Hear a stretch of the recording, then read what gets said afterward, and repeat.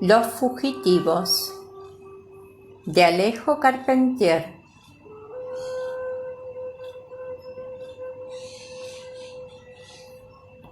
Uno.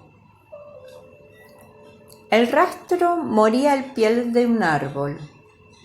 Cierto era que había un fuerte olor a negro en el aire, cada vez que la brisa levantaba las moscas que trabajaban en oquedades de frutas podridas. Pero el perro, nunca le habían llamado sino perro, estaba cansado. Se revoleó entre las hierbas para desrizarse el lomo y aflojar los músculos.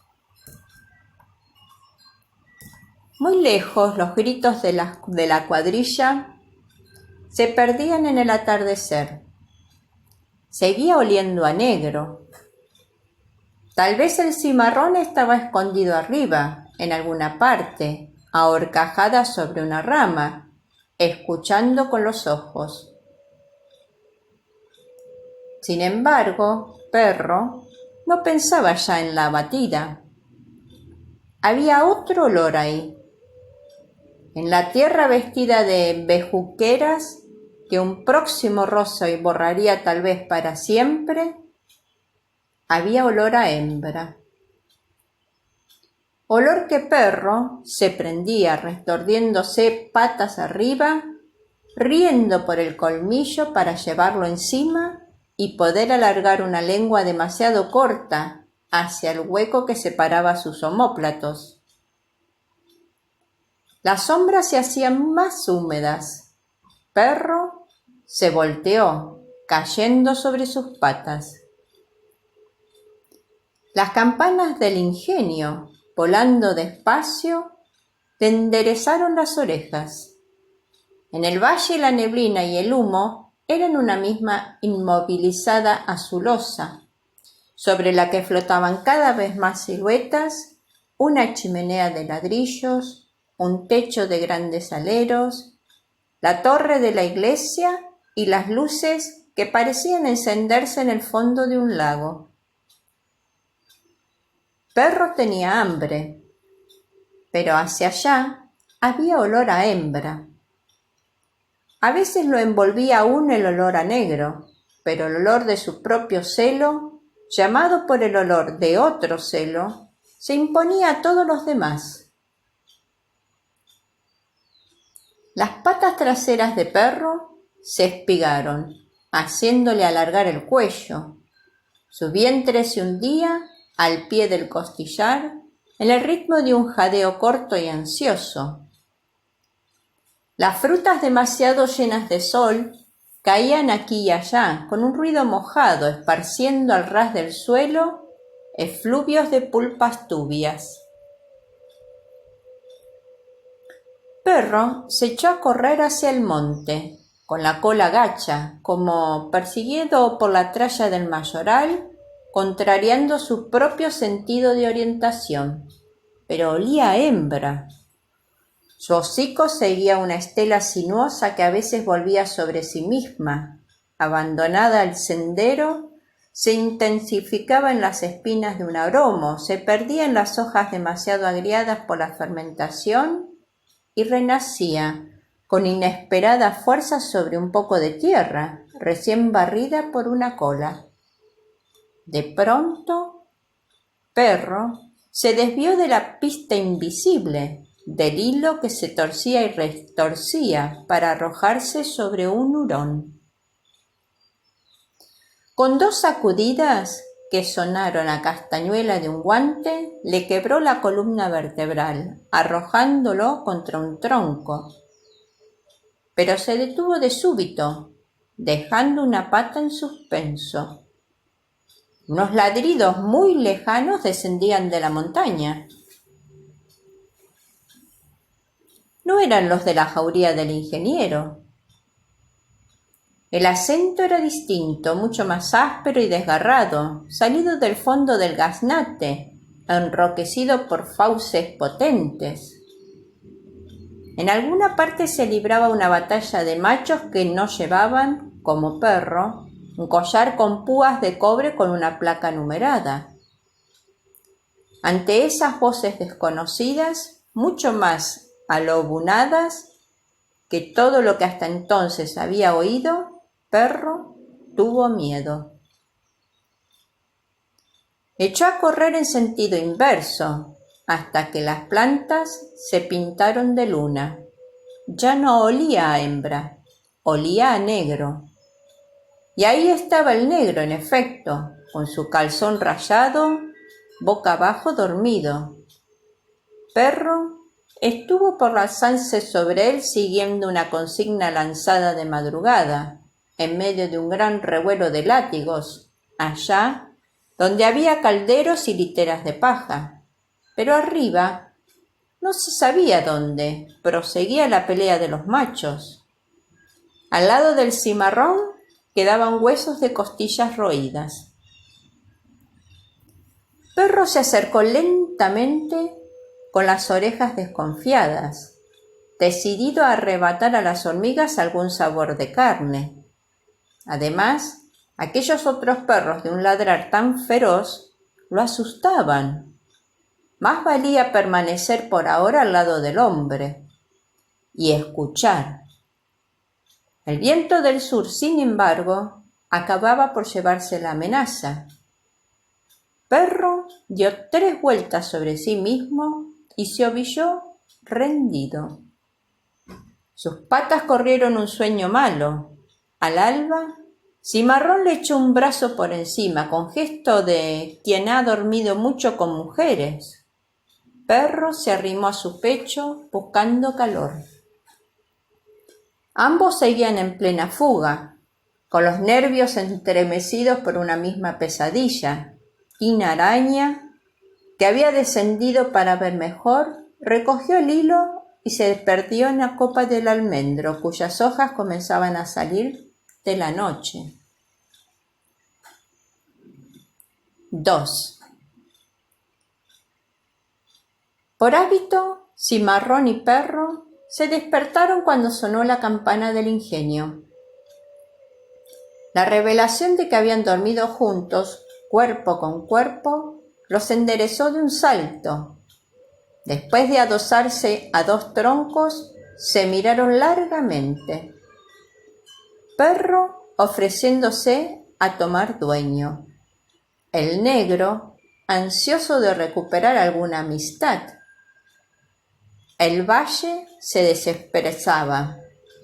A la apremiante espadaña, destinada a los esclavos, respondía ahora más lento el bordón armoriado de la capilla, cuyo verdín se mecía de sombra a sol sobre un fondo de mugidos y de relinchos, como indulgente aviso a los que dormían en altos lechos de caoba.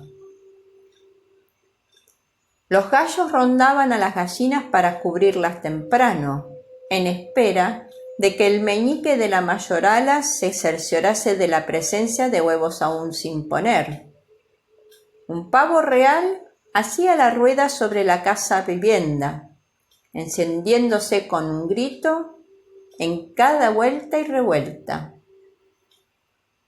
Los caballos del trapiche iniciaban su largo viaje en redondo. Los esclavos oraban frente a cazuelas llenas de pan con guarapo. Cimarrón se abrió la bragueta, dejando un reguero de espuma entre las raíces de una ceiba. Perro alzó la pata sobre el guayabo tierno. Ya asomaban machetazos en los cortes de caña. Los dogos de la jauría cazadora de negros sacudían sus cadenas, impacientes por ser sacados del batey. ¿Te vas conmigo?, preguntó Cimarrón. Perro lo siguió dócilmente. Allá abajo había demasiados látigos, demasiadas cadenas, para quienes regresaban arrepentidos. Ya no olía a hembra, pero tampoco olía a negro.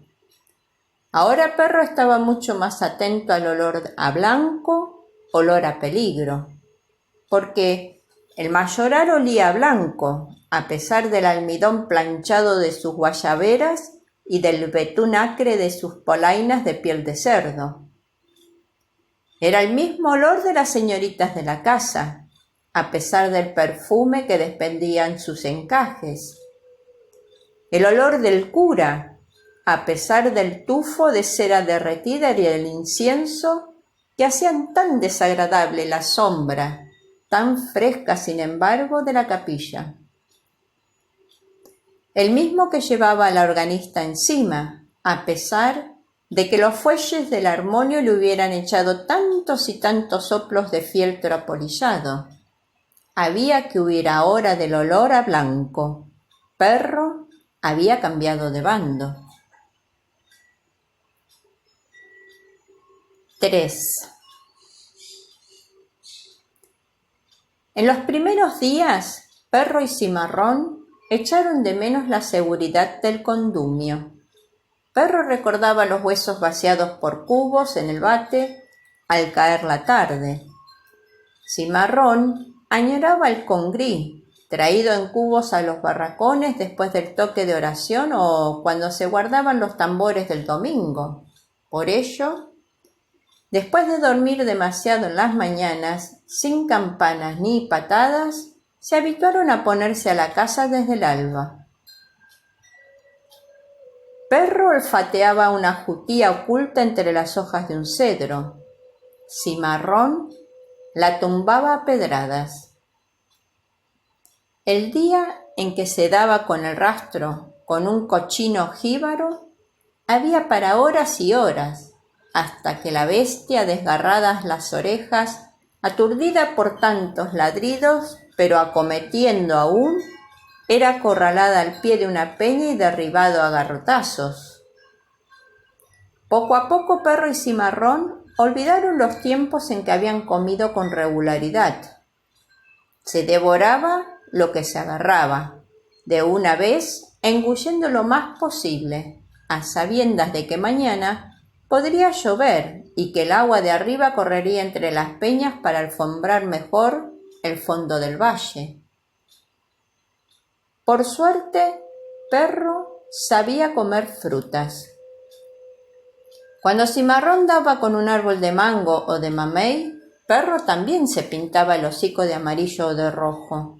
Además, como siempre había sido huevero, se desquitaba con algún nido de codorniz de las incomprensibles afición del amo por los langostinos que dormían a contracorriente a la salida del río subterráneo que se alumbraba de una boca de caracoles petrificados.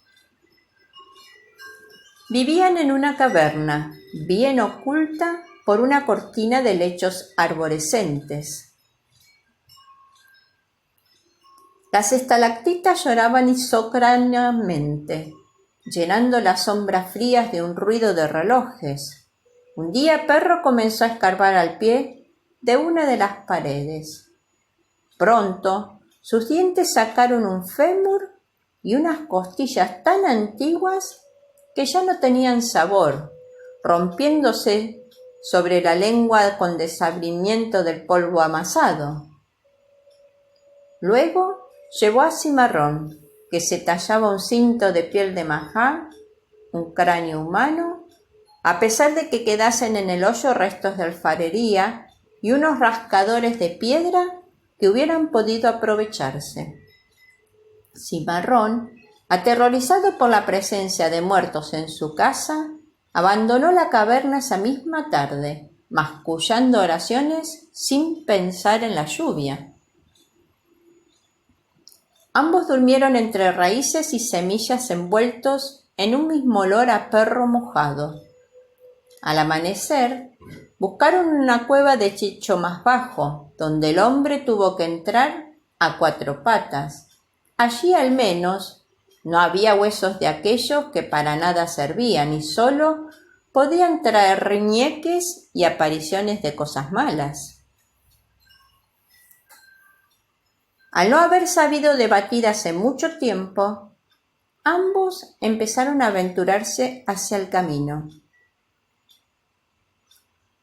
A veces pasaba un corretero conocido, una beata vestida con el hábito de nazareno o un ponteador de guitarra. de esos que conocen al patrón de cada pueblo, a quienes contemplaban de lejos en silencio.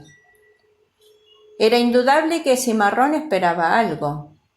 Solía permanecer varias horas de bruces entre las yerbas de Guinea, mirando ese camino poco transitado que una rana toro podía medir de un gran salto.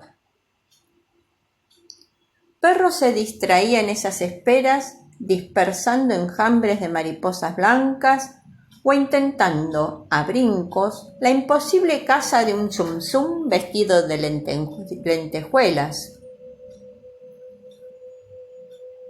Un día que Cimarrón esperaba así, algo que no llegaba, un cascabeleo de cascos lo levantó sobre las muñecas. Una volanta venía a todo trote, tirada por la jaca torda del ingenio. De pie, sobre las varas, el calecero Gregorio hacía restallar el cuero mientras el párroco agitaba la campanilla del viático a sus espaldas. Hacía tanto tiempo que Perro no se divertía en correr hasta pronto que los caballos, que se olvidó al punto de la discreción a que estaba obligado.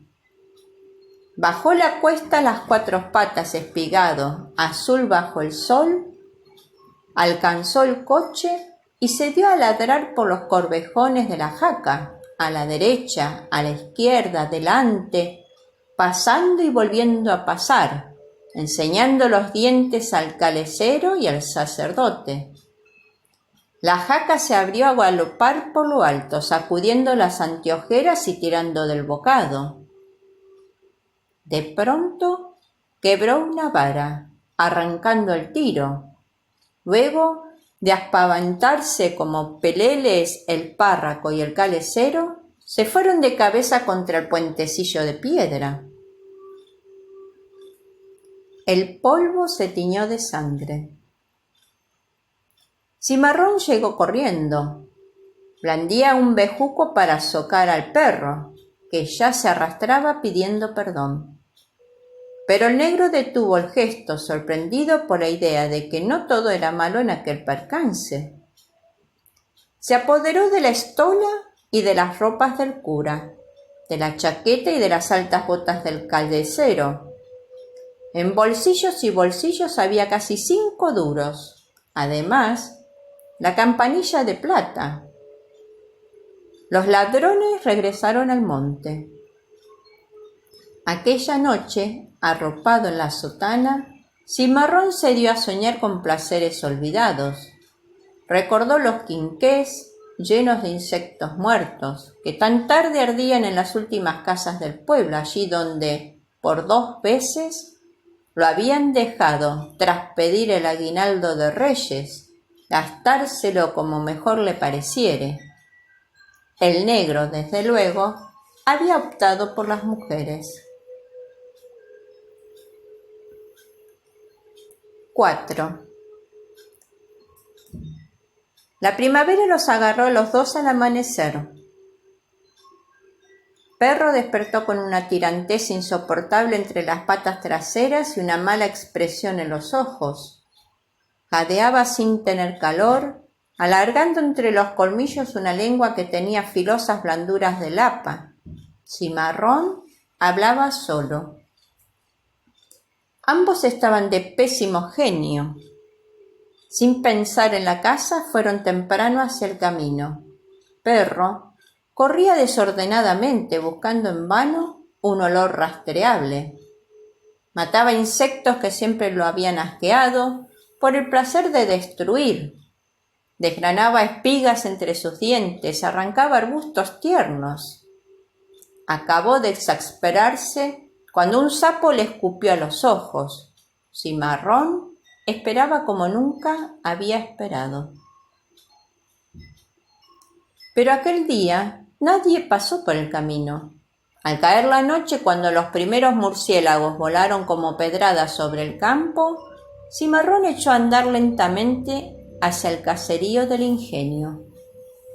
Perro lo siguió, desafiando la misma tralla y las mismas cadenas. Se fueron acercando a los barrancones por el cauce de la cañada. Ya se percibía un olor, antaño familiar, de leña quemada, de lejía, de melaza, de limaduras de cascos de caballo. Debían estarse haciendo las patas de guayaba, ya que un interminable dulzor de mermelada era esparcido por el terral. Perro y Cimarrón seguían acercándose, lado a lado, la cabeza del hombre a la altura de la cabeza del perro. De pronto, una negra de la dotación atravesó el sendero de la herrería.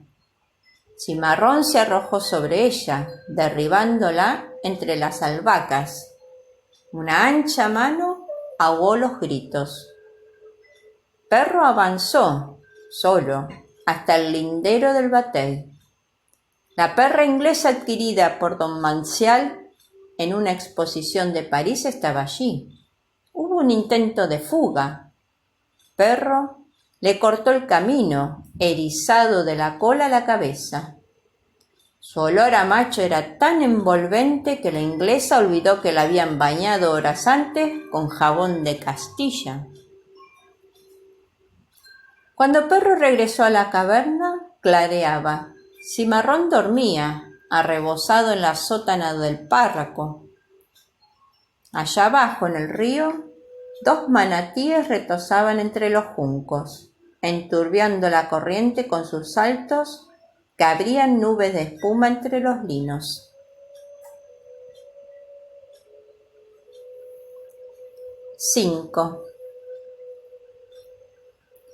Cimarrón se hacía cada vez más imprudente.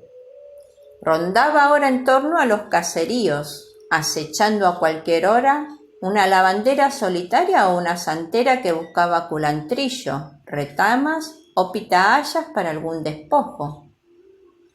También desde la noche en que había tenido la audacia de beberse los duros del capellán en un parador del camino carretera, se hacía ávido de monedas. Más de una vez en los atajos se había llevado el cinturón de algún guajiro, luego de derribarlo de su caballo y de acaballarlo en una estaca. Perro lo acompañaba en esas correrías, ayudando en lo posible. Sin embargo, se comía peor que antes, y más que nunca era necesario desquitarse con huevos de codorniz, de gallinuela o de garza. Además, Cimarrón vivía en un continuo sobresalto. Al menor ladrido de Perro, echaba mano al machete robado o se trepaba a un árbol. Pasada la crisis de primavera, Perro se mostraba cada vez más reacio a acercarse a los pueblos. Había demasiados niños que tiraban piedras, gente que siempre dispuesta a dar patadas, y al oler su proximidad, todos los perros de los patios lanzaban gritos de guerra. Además, Cimarrón volvía esas noches con el paso inseguro y su boca despedía un olor que Perro detestaba tanto como el del tabaco.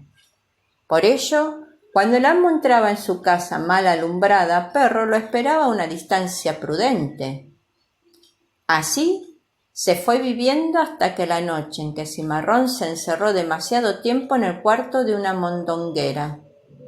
Pronto la choza fue rodeada por hombres cautelosos, que llevaban mochas en el claro.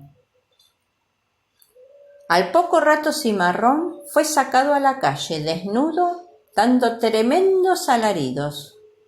Perro, que acababa de oler al mayoral del ingenio, echó a correr al monte por la vereda de los cañaverales. Al día siguiente vio pasar a Cimarrón por el camino. Estaba cubierto de heridas curadas con sal. Tenía hierros en el cuello y los tobillos. Y lo conducían 4 números de Benemérita de San Fernando, que le daban un paquetazo a cada 2 pasos, tratándolo de ladrón, de borracho y de malcriado.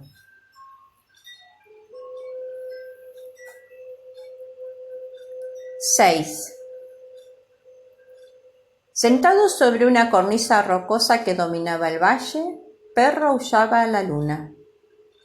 Una honda tristeza se apoderaba de él a veces cuando aquel gran sol frío alcanzaba su total redondez, poniendo tan desvaídos reflejos sobre las plantas. Se habían terminado para él las hogueras que solían iluminar la caverna en noches de lluvia. Ya no conocería el calor del hombre en el invierno que se aproximaba, ni habría ya quien le quitara el collar de púas de cobre que tanto le molestaba para dormir, a pesar de que hubiera heredado la sotana del párroco. Cazando sin cesar, se había hecho más tolerante, en cambio, con los seres que no servían para ser comidos. Dejaba escapar la malla entre las piedras calientes, sin ladrar siquiera, desde que Cimarrón no estaba allí para azuzarlo, con la esperanza de hacerse un cinturón o de recoger manteca para untos.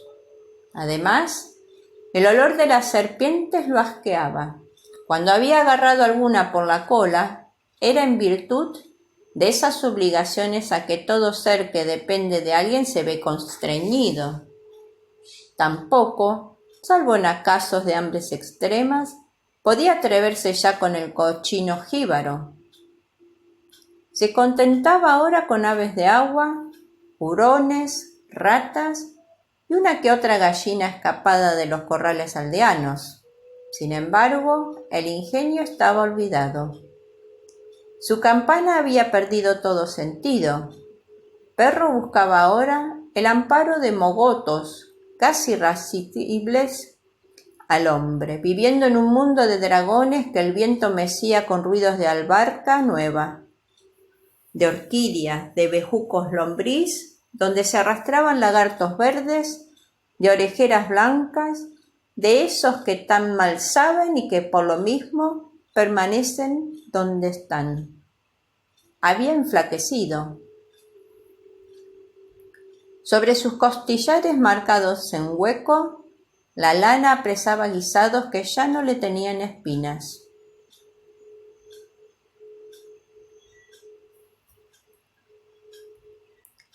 Con los aguinaldos volvió la primavera. Una tarde en que lo desvelaba un extraño desasosiego, Perro dio nuevamente con aquel misterioso olor a hembra, tan fuerte, tan penetrante, que había sido la causa primera de su fuga del monte. También ahora caían ladridos de la montaña. Esta vez, Perro agarró el rastro de firme, recobrándolo luego de pasar un arroyo a nado. Ya no tenía miedo. Toda la noche siguió la huella, con la nariz pegada al suelo, largando baba por el canto de la lengua. Al amanecer, el olor llenaba toda una quebrada. El rastreador estaba frente a una jauría de perros jíbaros. Varios machos, con perfil de lobos, se apretaban ahí, relucientes los ojos, tensos sobre sus patas, listos para atacar. Detrás de ellos se cerraba el olor a hembra. Perro dio un gran salto. Los jíbaros se echaron encima, los cuerpos se encajaron unos en otros en un confuso remolino de ladridos. Pero pronto se oyeron los aullidos abiertos por las púas del collar. Las bocas se llenaban de sangre, había orejas desgarradas. Cuando Perro soltó al más viejo con la garganta desgajada, los demás retrocedieron, gruñendo de rabia inútil. Perro corrió entonces al centro del palenque para librar la última batalla a la perra gris, de pelo duro, que lo esperaba con los colmillos de afuera. El rastro moría a la sombra de su vientre. 7. Los jíbaras cazaban en bandada. Por ello buscaban las piezas grandes, de más carne y más huesos. Cuando daban con un venado, era tarea de días. Primero al acoso, Luego, si la bestia lograba salvar una barranca en un salto, el atajo. Luego, cuando una caverna venía en ayuda de la presa, el asedio. A pesar de herir y entornar, el animal moría siempre en dientes de la jauría, que iniciaba la ralea sobre su cuerpo vivo aún, arrancándole tiras de pelo pardo y bebiendo su sangre fresca a pesar de su tibieza en las arterias del cuello o en las raíces de una oreja arrancada. Muchos de los jíbaros habían perdido un ojo, sacado por un asta, y todos estaban cubiertos de cicatrices, mataduras y peladas rojas. En los días del celo, los perros combatían entre sí mientras las hembras esperaban echadas con sorprendente indiferencia el resultado de la lucha. La campana del ingenio, cuyo diapasón era atraído a veces por la brisa, no despertaba en el perro el menor recuerdo. Un día los jíbaros agarraron un rastro habitual en aquellas selvas de bejucos, de espinas, de plantas malvadas que envenenaban al herir. Olía a negro. Cautelosamente los perros avanzaron por el desfiladero de los caracoles, donde se alzaba una piedra con cara de muerto. Los hombres suelen dejar huesos y desperdicios por donde pasan, pero es mejor cuidarse de ellos porque son los animales más peligrosos, por ese andar sobre las patas traseras que les permite alargar sus gestos con palos y objetos. La jauría había dejado de ladrar.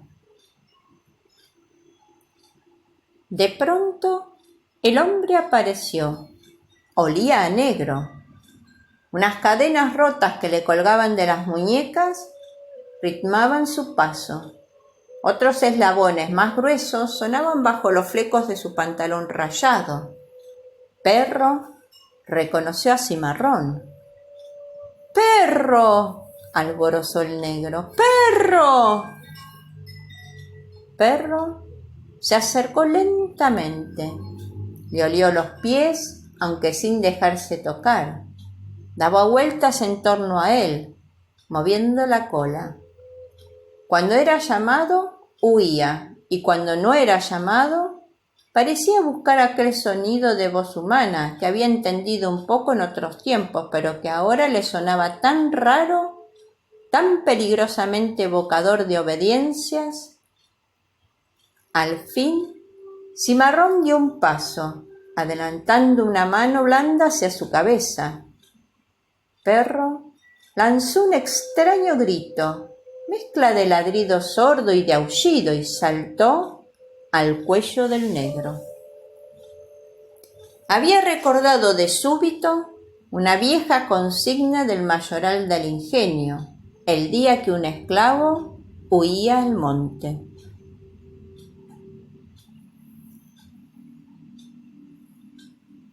8.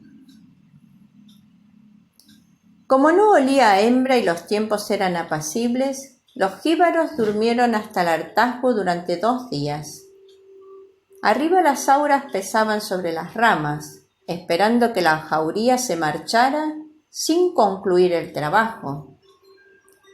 Perro y la perra gris se divertían como nunca, jugando con la camisa listada de Cimarrón. Cada uno hablaba por un lado, para probar la solidez de los colmillos. Cuando se desprendían unas costuras, ambos rodaban en el polvo y volvían a empezar, con un harapo cada vez más menguado, mirándose a los ojos, las narices casi juntas. Al fin se dio la orden de partida. Los ladridos se perdieron en lo alto de las crestas arboladas. Durante muchos años, los monteros evitaron de noche aquel atajo, dañado por huesos y cadenas. Esto es verdad y no miento. Como me lo contaron, te lo cuento. Fifi la cuentacuentos agradece tu escucha. Anhela que este relato haya sido de tu agrado y te invita a suscribirse a su canal para que cada domingo sus estrenos puedas disfrutar.